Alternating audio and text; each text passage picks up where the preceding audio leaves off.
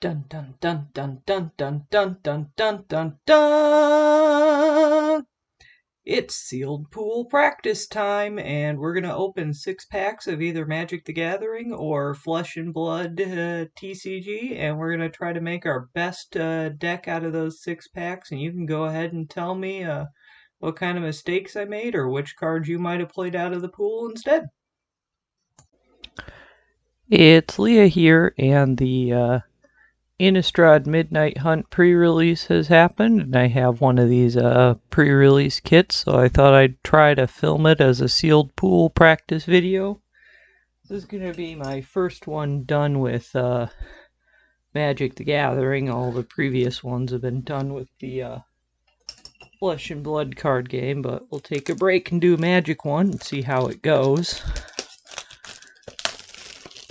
Flesh and Blood I've only played for a couple months, but Magic I've played for years, so I should hopefully stumble quite a bit less. Nice red die. Hoping to get a black one. What we actually want is a black die. This box. Let's see. Well, I suppose, you know what? I can only enter one code, so anybody who's watching, here's a pre-release code that you could just have it, so we can have it. You can only use one, so there it is. It's your prize for even clicking on my video.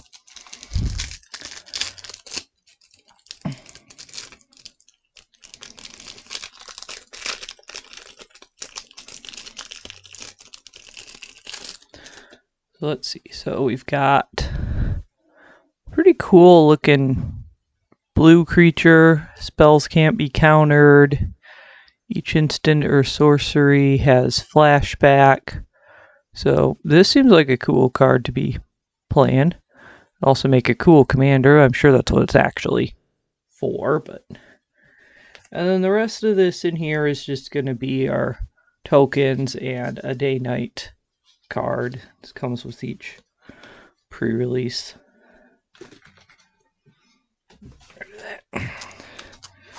So let's sort out what's in the packs. For those who might not know yet, until I've opened this one. For those who might not know yet, when I film these videos, the camera is actually upside down.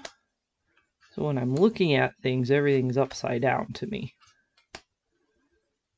So there might be some pauses where I have to flip over a card and read it. We've got 2 blue-white cards. A rare in this. Looks to be a decent piece of removal. I'd probably play this removal. Black being my favorite color in Magic, I'm already interested. Innistrad is a nice land. Isn't that nice land? Some tokens. Set them aside with the other tokens.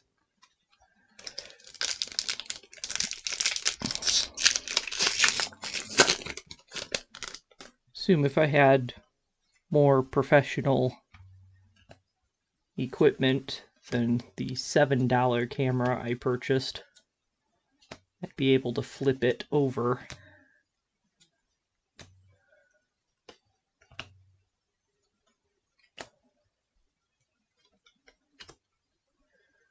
Oh, we get one of these nice bordered cards. I like that look. That looks good to me. I haven't seen a lot of those yet. I only got to do one pre-release. So our next rare is also a black card. It's some sort of a werewolf card here. So maybe this would have been the pre-release that would have been good for me to play in. So far it says it's going to be a black deck. Tokens.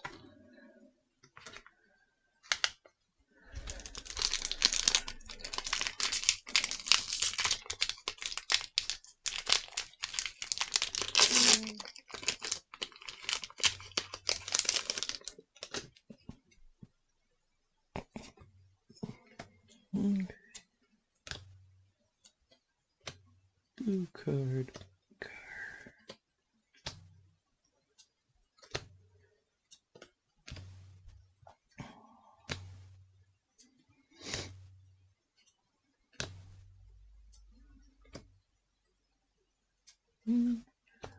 Got a black and red and a green red. Got a mythic here. Flash flying. When it enters the battlefield, you can pay any number of times. When you pay the cost one or more times, put that many counters on it. Boy, there's a lot of text. +1/+1 counters on it. Then up to that many target artifacts, creatures, or enchantments phase out. So it could be an extremely expensive Teferi's Protection in blue. Or you can phase your opponent's stuff out and I guess consider...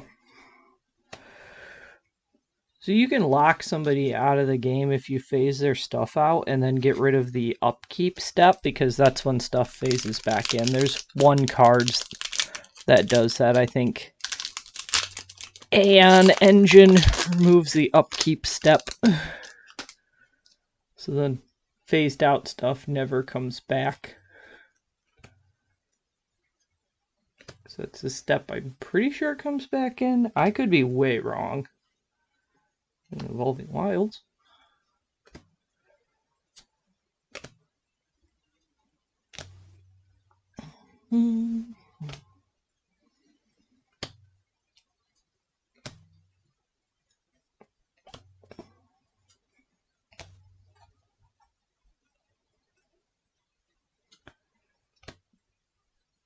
Well, this is kind of pretty looking. It's not a werewolf, so we only have to deal with this side. It has protection from werewolves. Human creatures you control have tap, add a mana of any of that creature's colors. And then an ability to add counters. Fairly expensive ability.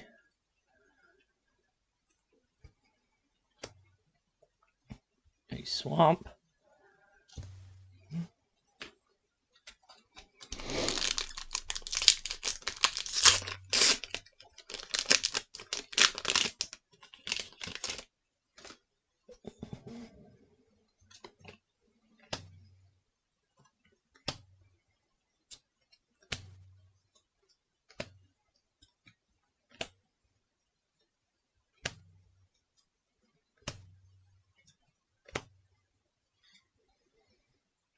Werewolf.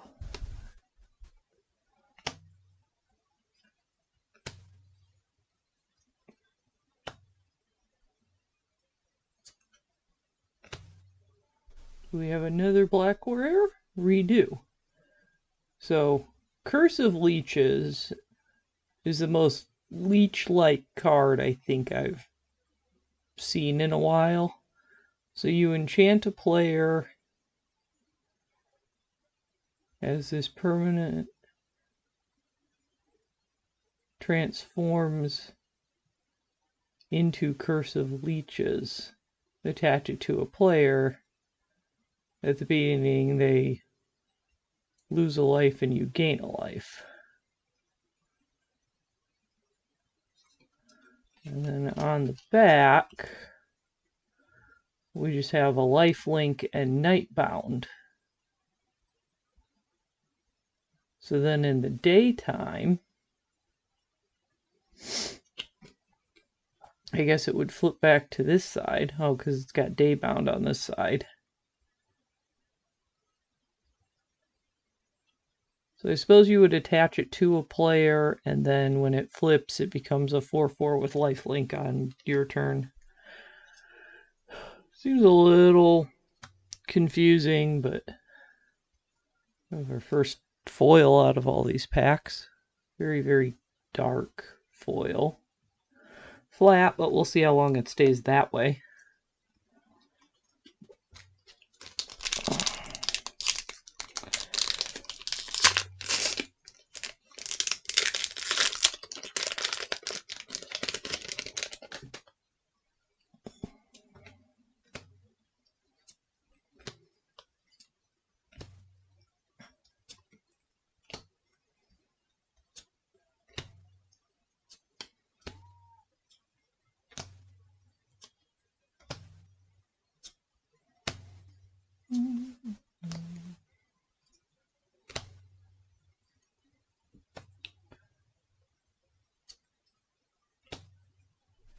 Curse of Silence. Enters the battlefield, choose a card name. Spells with the chosen name cost 2 more to cast.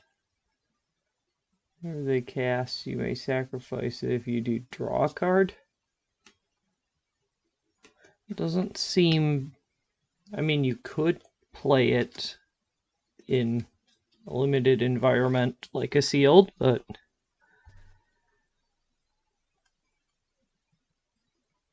if you get it out early enough to use it, I don't know what you'd name. Especially if you're not familiar with the whole set yet. I mean, I guess you have the limited environment of only cards in the set are available to be named. That part isn't too hard, but... it probably wouldn't be my choice just because I'm never going to get the name right unless I'm bouncing my opponent's stuff. Alright, if our strength that I think we have in this pool is probably black. Most of our rares are in black. We have this Curse of Leeches, which we could probably just auto-include. We've got a decent amount of vampires.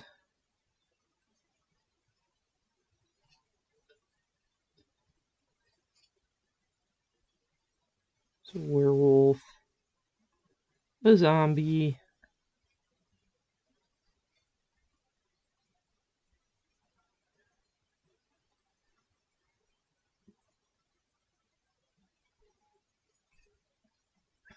I guess werewolves are in every color now? This one's a black werewolf.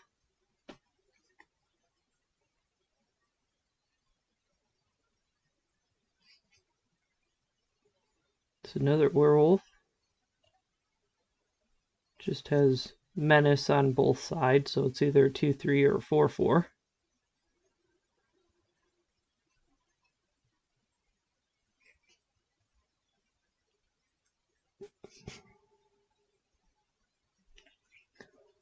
So I think we're going to be able to kill a lot of creatures.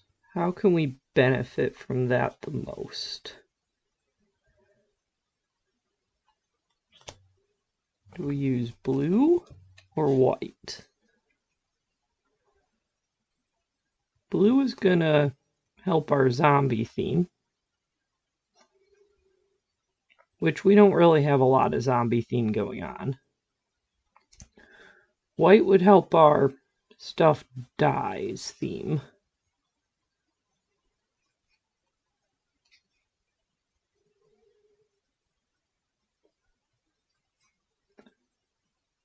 Blue cards look more like they want to mill.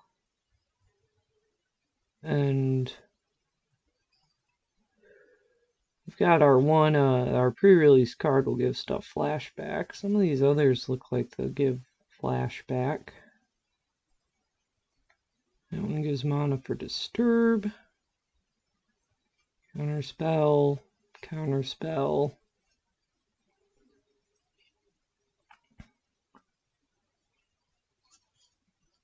Cool flashback card.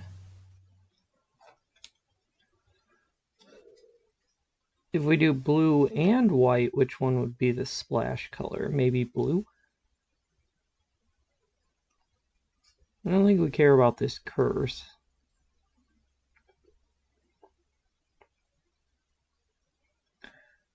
This Candle Trap's a decent card because at least the defending creature can't do damage, so it just kind of sticks something to the field for a little bit unless they can remove the enchantment.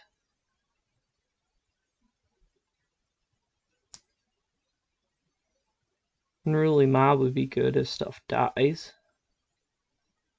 This one's good because then I can at least remove the enchantment. Or the occasional other oddity.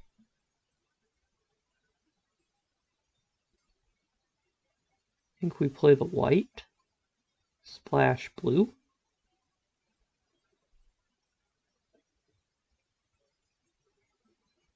The search party captain isn't too bad.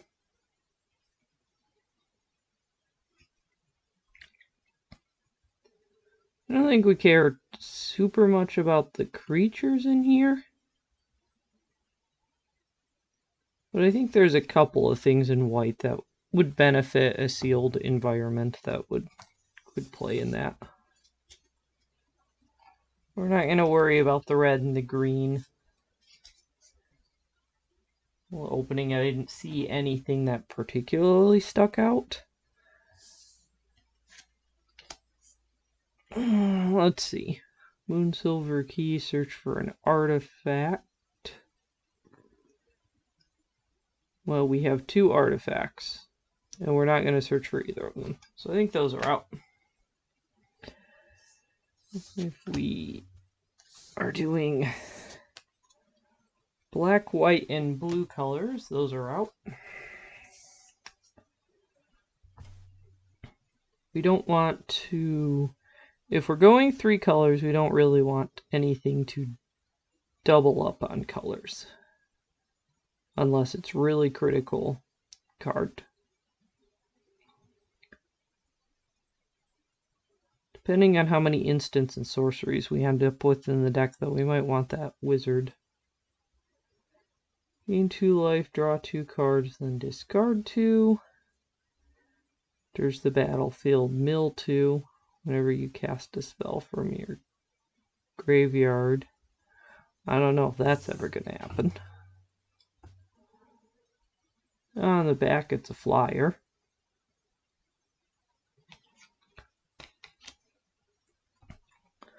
Black, white, and blue generally have enough flyers where I'm not sure I'm going to have to worry about this card because it has one of our splash colors.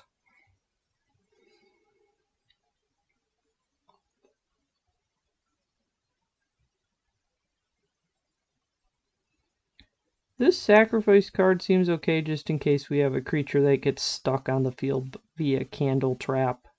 It still has power. And those kinds of creatures make good sacrifice fodder. So I think if we know our primary is black, what ones of the black cards do we play? We have an instant for 2. The same instant for 2. I think Curse of Leeches is okay. But I'm not sure, do we put it as a creature or a non-creature pile? Destroy target creature, you lose 2 life. Nice and uncomplicated. An opponent lost life, put a counter on a vampire. Seems good. Here's another vampire. If the opponent lost life, gain life. Enters, create 2, exile up to 2 cards from graveyards. So exiling up from graveyards is really good in this set because there's a lot of things in this set that have flashback or disturb or any other number of ways to get stuff back out. Exile 1 card, makes a zombie, has flashback. It's kind of like a zombie for 1, but there's got to be a card already in the graveyard. This werewolf's alright with the menace. It dies, create a 2/2. We don't want everything in our 3 column. Draws 2 cards, loses 2 life, but I love drawing cards.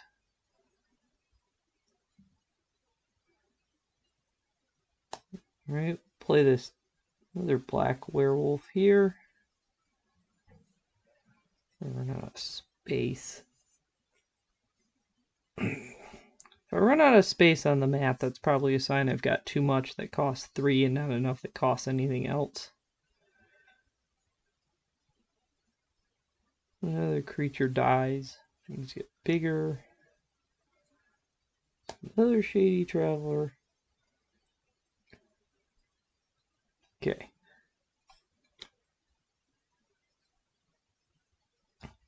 So we'll just play a 3-cost deck. Sure, that's fine.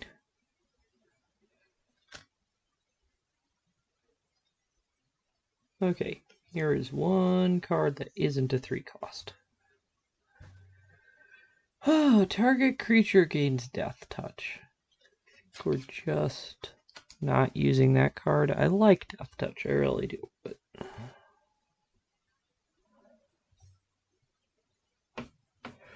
so we do the white, so we have a lot of control. I'm not playing this curse. I don't think that's going to help us at all.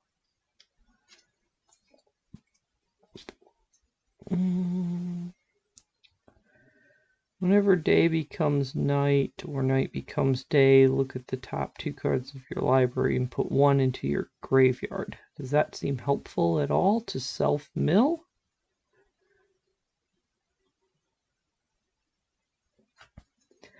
Maybe not in our 3 slot. This exile card we like. Because we're going to depend on our opponent to play some cards so that we can interact with them. Doesn't seem like we are.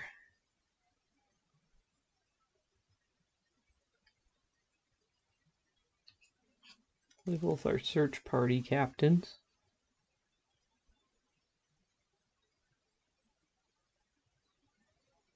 We want this 3/4 flyer. We probably want a few more flyers. It's okay.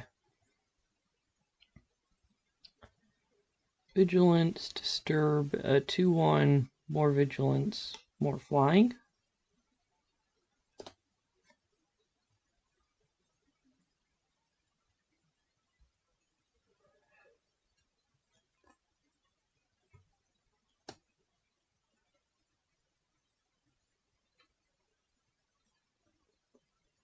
Oh, can't be blocked by creatures with power 4 or greater. It gives us a form of evasion, but we don't really have a way to pump up our creatures much to use that evasion effectively.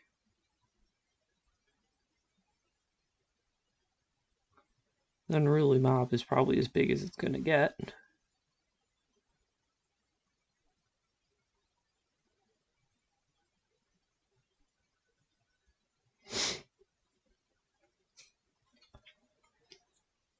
Splash in our blue. Okay, as an additional cost, I'm not sure we're going to play that one to sacrifice because we don't have a lot of creatures. We do have gain 2 life, draw 2 cards, then discard 2 cards. I don't know if that's going to be worth it on our splash color.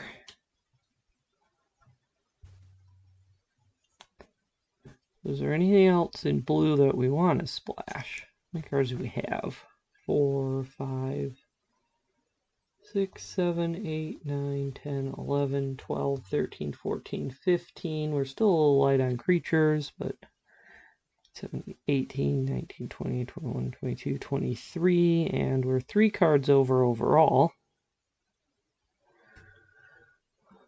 So is there anything in blue that we really need, or do we just cut a little down here? Like, if we lose one of these, target creature gets minuses or 13s. I hate to cut removal, but I think we have so much of it.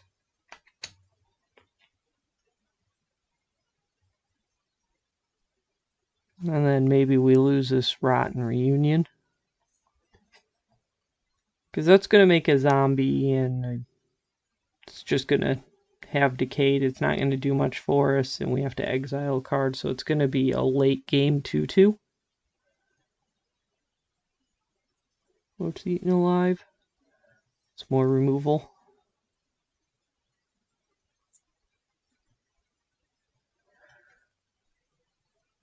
Synthesis.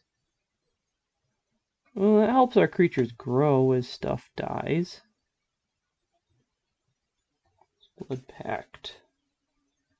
Draws cards, loses life. We love drawing cards.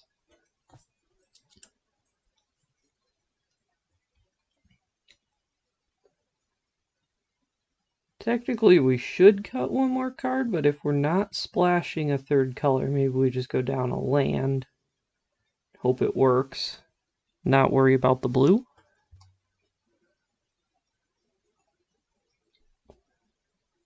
Think that would end up being our build? I don't know if there's a... Flesh and Blood only required me to build 3 piles, so let's see if I can decently zoom there. I think that's as good as I'm going to be able to zoom to show all the piles.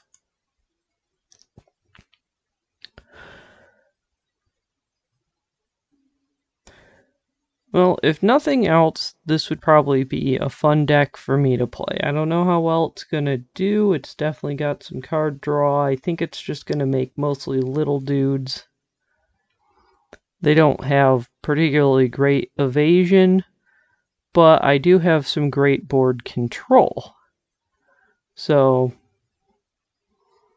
as long as I can continue to kill my opponent's creatures, even little dudes can chip away. Guess that would be the plan here. So, that's what we got.